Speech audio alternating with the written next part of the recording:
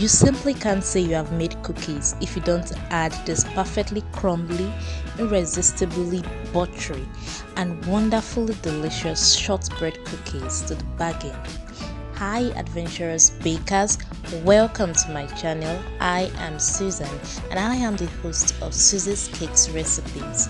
On today's episode of my simple, no-fail homemade recipes, I'll be sharing my traditional Scottish shortbread cookies.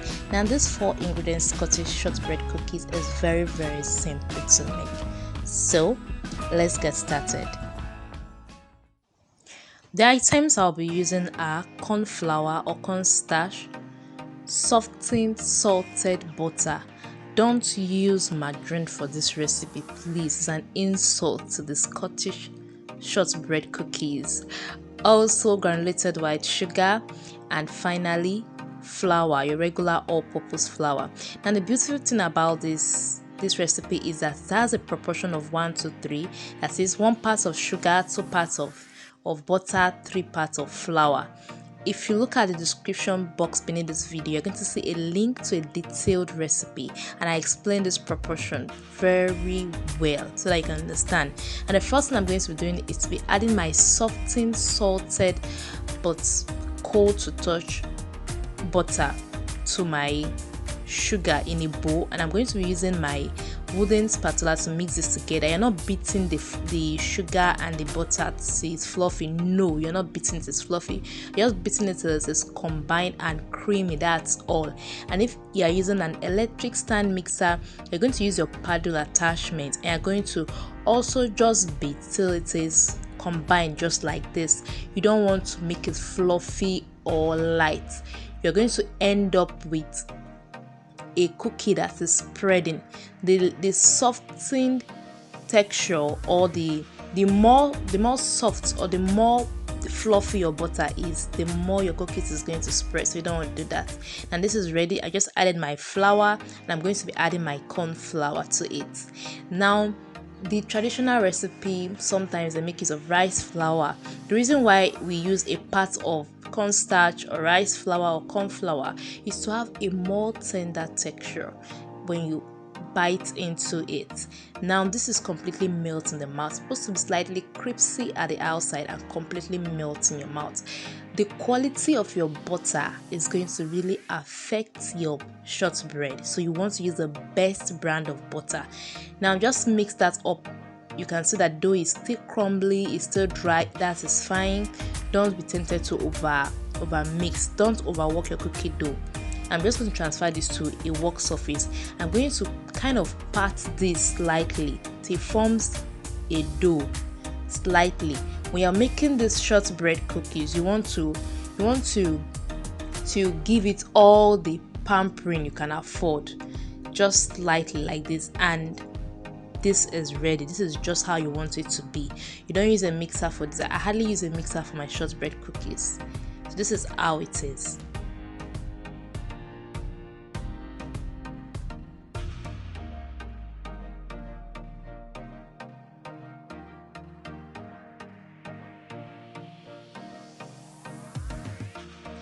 There are 2 methods of rolling out your shortbread cookies. The first is to place your dough in between parchment paper or brown paper like I'm doing here, just like this, and roll out. This is the first method. I don't like adding flour to my work surface when rolling out my shortbread cookies because it adds more flour to the measurements, and it changes the original texture of your shortbread cookies, and I don't like that. So this is the first method. Place your dough in between parchment paper like this and roll out, and it's very simple. Now this is my second method, and it's my favorite. I just place my cookie dough in a Ziploc bag or a clean nylon just like this, and I'll make sure it fills the 4 corners or the 4 edges of the nylon if I'm using a Ziploc bag, and I'm going to roll out.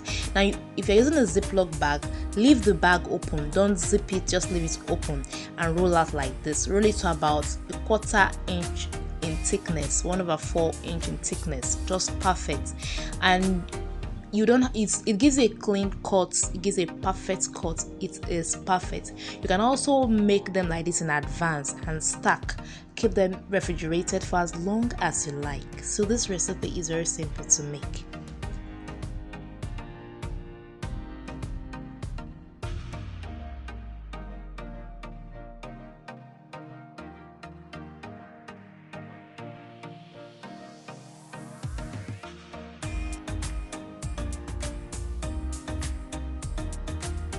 This is perfect, this is perfect, this is ready. Now if you're having a ziploc bag, you zip it at this point, but I'm not using a ziploc bag here, so I'm just going to fold this clean nylon like this, and then I'm going to refrigerate for 20 minutes. The refrigerating time is necessary. You need to chill your cookie dough for 20 minutes. Now if you can make it like this in advance and just stack it on themselves and refrigerate for up to 3 months. Now while it's refrigerating, put on your oven. Prep your pan like this by placing a parchment paper or a brown paper on your baking tray, just like this. Now this has been resting in my oven for 20 minutes. Please remember to check the link in the description box beneath this video for a step-by-step measurement, tips, tricks, and reasons why I had to do some of the things I did in this video.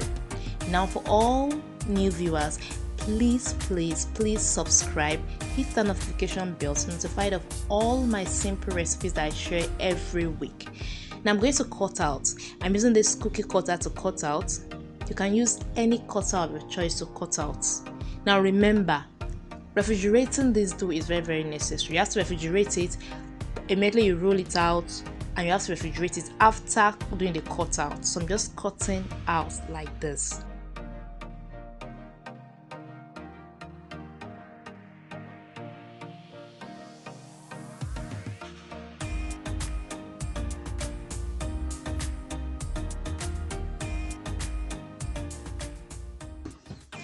Now these babies are ready. I'm just going to place them on my baking tray just like this. Pick them up, place them on your baking tray just like this.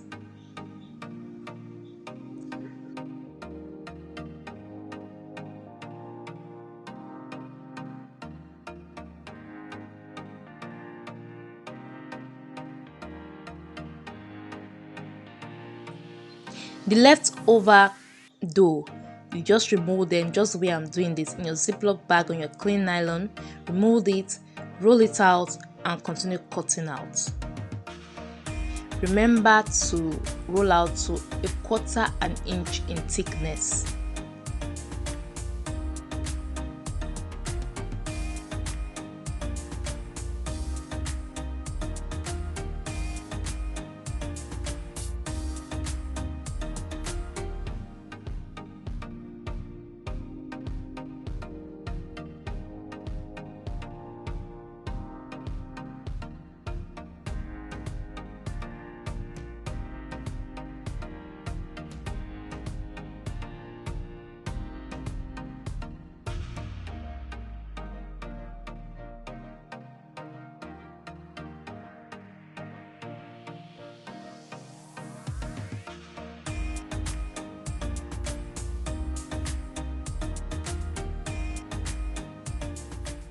If you have any remnant like this that can't be rolled out and cut out, you can roll it into a smooth ball in your hand and use your fork to create a design, just like I did in my 3-ingredient sugar cookies recipe last week.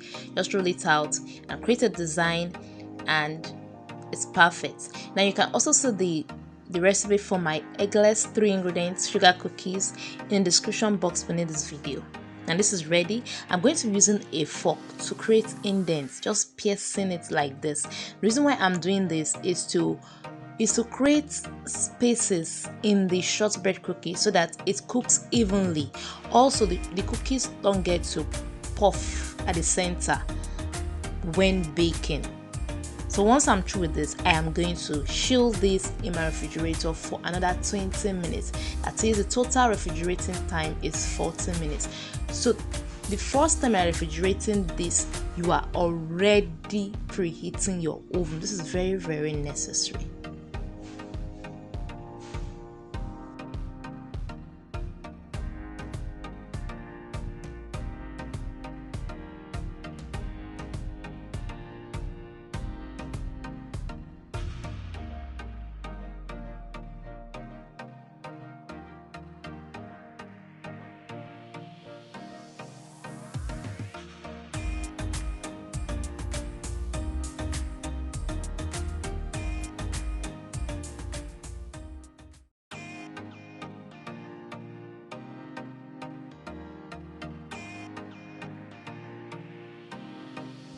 Now you can also make them like this. Cover them with a clean plastic wrap or clean thing and refrigerate them for or freeze them for 3 months, just like this. So now these have been in the refrigerator for 20 minutes, and you see I can pick it up. It's not baked, I can pick it up. Now I place it in the oven. Now you just want the cookies to bake for 25 to 30 minutes, and the color has to still be pale. It shouldn't be golden brown, it shouldn't be brown, but slightly pale. Please remember to check the link in the description box in this video for a detailed description of how to bake these cookies. Once it's baked, remove them from the oven, allow it rest in the oven tray for 10 minutes, and then transfer it to your rack to cool completely. This is one method of cooling and baking your cookies.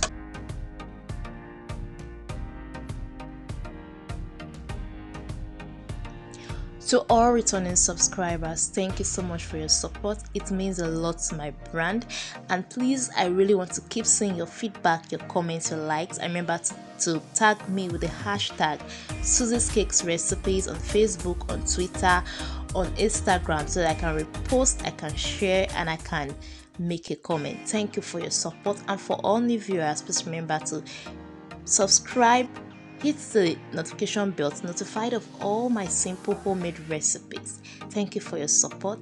See you next week.